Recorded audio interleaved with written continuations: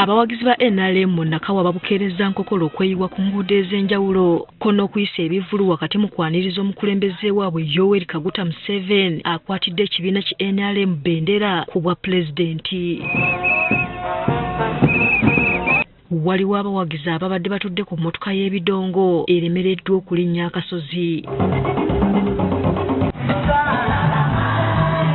Ku Mobzi Museveni wasisinkanidde abawagizi be tusanze wonna beetoolozzaawo ebiyitirirwa ebitimbiddwa.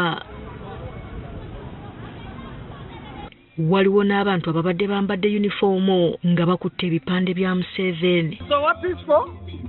Nina seti yange mulimu byonna map President wayino tubuulirira tweyise bulungi twagale eggwanga lyaffe byonna biri muno.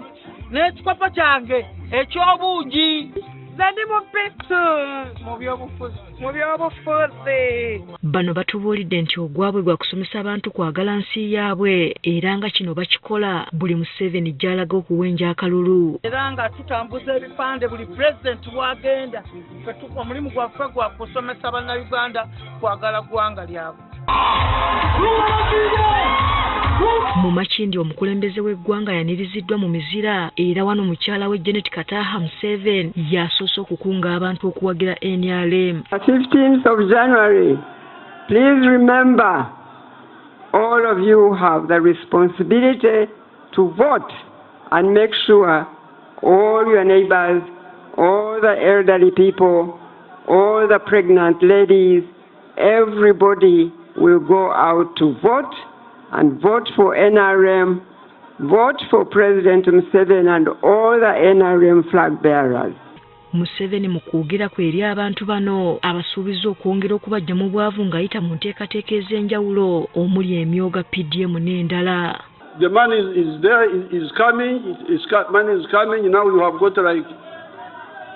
Sente muzeeyi agambye zijja.